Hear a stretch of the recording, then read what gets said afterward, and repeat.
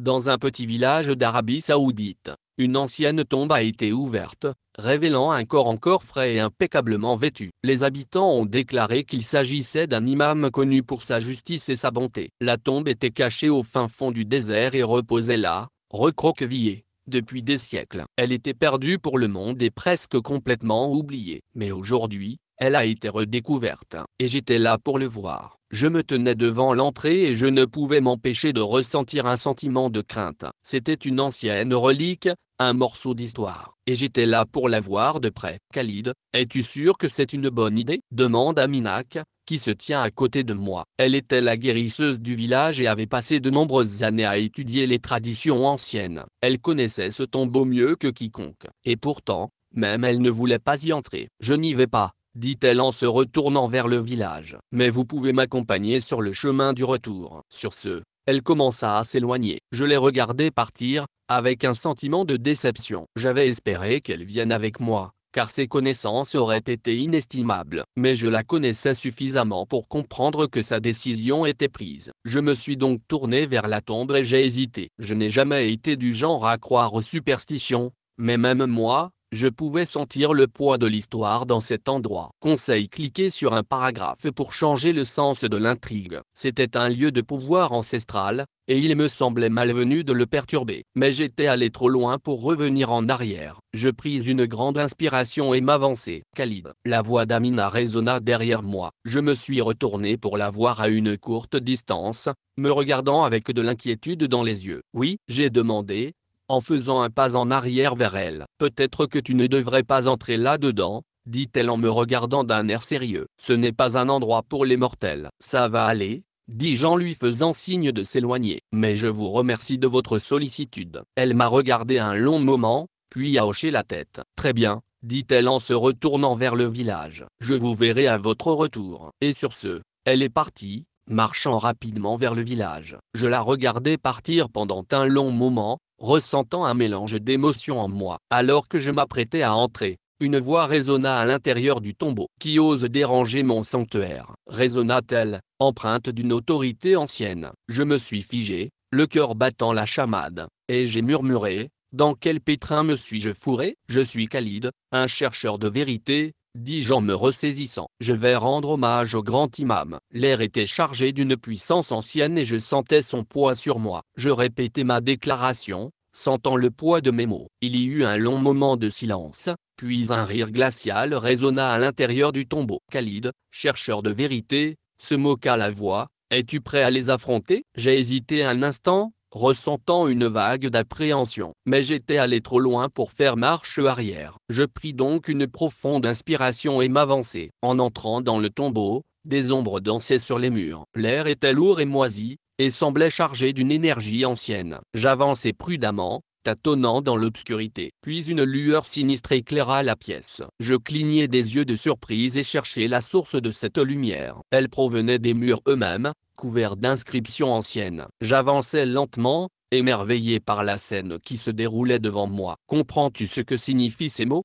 demanda la voix, dont le ton passa de la moquerie à la curiosité. « Non, » avouai-je, ma voix résonnant légèrement dans la chambre. « Alors laisse-moi t'éclairer, » répondit la voix, avec une pointe d'amusement dans son timbre ancien. Mon cœur s'emballa tandis que je m'avançais dans le tombeau. L'air était glacial et mon souffle se transformait en nuage de brume devant moi. Je regardais les inscriptions sur les murs, ressentant un mélange de peur et d'excitation. La voix a repris, son ton devenant plus intense. « Khalid, es-tu prêt à te sacrifier pour la connaissance ?» « Je le suis, » dis-je fermement, ma voix résonnant jusqu'à moi. Il y eut un long moment de silence. Puis le sol se mit à trembler. Les inscriptions sur le mur se mirent à briller, éclairant un passage caché que je n'avais jamais vu auparavant. J'ai hésité un instant, ressentant une vague d'appréhension. Mais ma curiosité était bien plus grande que ma peur, et j'ai fait un pas vers le passage. Au fur et à mesure que j'avançais, le sol se refermait derrière moi, me privant de toute possibilité de m'échapper. Je savais que c'était dangereux, mais je ne pouvais plus reculer. La voix riait doucement derrière moi, son timbre résonnant dans la chambre avec une autorité ancienne. J'accélérai le pas, sentant le poids de l'histoire sur moi. L'air devenait de plus en plus chaud à mesure que je m'enfonçais dans la terre, et je commençais bientôt à transpirer, même si je n'en avais pas envie. Enfin, J'arrivai devant une grande porte de pierre qui s'ouvrit en grinçant. J'ai franchi la porte et j'ai cligné des yeux de surprise devant ce que j'ai vu. La chambre était petite, mais elle était remplie d'une énergie intense. L'air bourdonnait d'une puissance ancienne, et je la sentais couler dans mes veines. Au centre de la pièce, un aimant colossal pulsait avec une intensité surnaturelle. Il était entouré d'un halo de lumière qui projetait une lueur surnaturelle sur les murs. En m'approchant prudemment, je sentis les poils de mes bras s'hérisser. Au fur et à mesure que je m'approchais, je sentais la chaleur qui émanait de lui. « Khalid ?» demanda la voix en se répercutant sur les murs, « comprends-tu ce que c'est ?» J'hésitai un instant, éprouvant un mélange de peur et de crainte face à la puissance qui se tenait devant moi. « Non, avouai-je finalement. C'est une source de création et de destruction, répondit la voix, dont le timbre s'accentuait au fur et à mesure qu'elle parlait.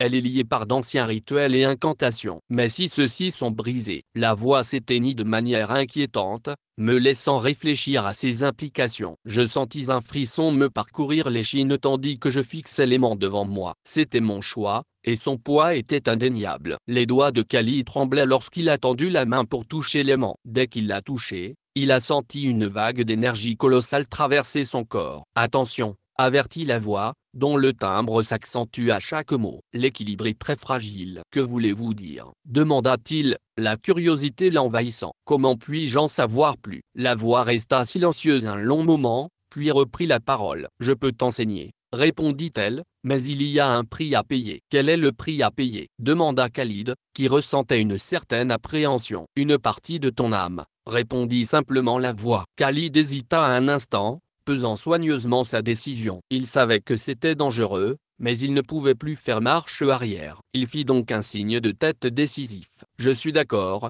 dit-il, sa voix se répercutant sur les murs. Il y eut un long moment de silence, puis une douleur aiguë éclata dans sa poitrine. Khalid poussa un cri de stupeur alors qu'une partie de lui était accaparée par une puissance obscure et ancienne. La chambre s'assombrit un instant, puis les murs se remirent à briller. Khalid se stabilisa, la main toujours posée sur l'aimant. Il sentait l'énergie parcourir son corps et savait qu'il devait être prudent. Il se concentra sur la puissance, la sentant couler dans ses veines. C'était enivrant, et il savait qu'il devait faire attention à ne pas se laisser consumer. Alors qu'il se tenait là, il ressentit une étrange connexion avec la force ancestrale. C'était comme si elle lui chuchotait des secrets à l'oreille, prononçant des mots que lui seul pouvait entendre. La voix reprit la parole, son timbre s'accentuant au fur et à mesure qu'elle s'exprimait. « Canalise l'énergie à travers ton corps, » dit-elle fermement. « Elle doit être contrôlée. » Khalid acquiesça, sentant la puissance se répandre dans son corps. Il ferma les yeux, se concentrant sur la sensation. L'énergie pulsait avec une intensité surnaturelle, et il savait qu'il devait faire attention à ne pas se laisser submerger. Lentement mais sûrement, il commença à maîtriser le pouvoir. Ses mains cessèrent de trembler et un sentiment de calme l'enveloppa. La voix reprit la parole, son timbre devenant de plus en plus lointain au fur et à mesure qu'elle s'exprimait. « Tu as réussi la première épreuve ?» dit-elle fermement. « Mais il y en aura d'autres. » Alors que Khalid contrôlait le pouvoir, la lumière sur l'aimant commença à changer. Le halo doré devint d'un bleu profond, se reflétant sur les murs de la chambre. Les inscriptions autour du lieu commencèrent à se réorganiser, formant un nouveau message, comme si le tombeau lui-même réagissait à sa présence. Celui qui cherche la connaissance doit porter le fardeau de la vérité et l'utiliser avec justice. La voix résonna à nouveau, non plus moqueuse, mais solennelle. « Khalid, tu es désormais le gardien de l'équilibre. L'énergie que tu portes est à la fois un don et une malédiction. Tu pourras accéder à des connaissances perdues, guérir des cœurs et corriger des injustices. Mais n'oublie pas, si tu t'éloignes de la vérité ou si tu agis par orgueil, le fardeau que tu portes te consumera. » Le corps de Khalid s'illumina brièvement et une marque en forme de croissant apparut sur sa main droite. Il sentit un poids symbolique s'installer sur son âme. L'aimant perdit alors son éclat et se dissout en sable doré qui se répandit dans la chambre. Khalid se rendit compte que le chemin par lequel il était venu était à nouveau ouvert. Sans hésiter, il retourna à la surface. À l'extérieur, la lumière du soleil semblait plus intense et le monde avait une clarté qu'il n'avait jamais connue auparavant. De retour au village, Khalid fut accueilli par Amina, qui sembla immédiatement remarquer le changement qui s'était opéré en lui. « Tu as l'air différent, » dit-elle en regardant la marque sur sa main. « Qu'as-tu trouvé là-bas ?» Il lui raconta ce qui s'était passé, en omettant les détails les plus sombres, mais en soulignant qu'il avait désormais un but plus important. Amina resta silencieuse pendant un moment et dit finalement, « Si ce que tu dis est vrai, alors tu as une immense responsabilité. Utilise-la pour le bien. » Dans les jours et les semaines qui suivirent, Khalid commença à comprendre les pouvoirs qu'il possédait désormais. Il était capable de percevoir les intentions des gens, de guérir les malades par de brefs contacts et même de sentir les déséquilibres dans la nature qui l'entourait. Cependant, la marque sur sa main brûlait chaque fois qu'il hésitait face à une décision moralement difficile. Un jour, un groupe d'étrangers arrive au village, apportant la rumeur de nouvelles fouilles sur un autre site sacré. Khalid a senti la marque battre, comme si l'aimant en lui l'appelait à nouveau. Il se rend compte que son voyage ne fait que commencer. L'aimant n'était pas une fin, mais la première étape d'une longue mission visant à protéger les secrets anciens et à les utiliser pour guider les générations futures. Alors que Khalid quittait le village, accompagné d'Amina, sa confidente, la voix de la chambre résonna dans son esprit pour la dernière fois, les justes bris de la lumière d'Allah. Mais même la lumière peut projeter des ombres. Veillez à ne pas vous égarer. Sa mission n'est plus seulement d'élucider d'anciens mystères, mais de préserver l'équilibre entre la connaissance et la foi, tout en marchant sur la fine frontière entre le sacré et le profane. Savez-vous à qui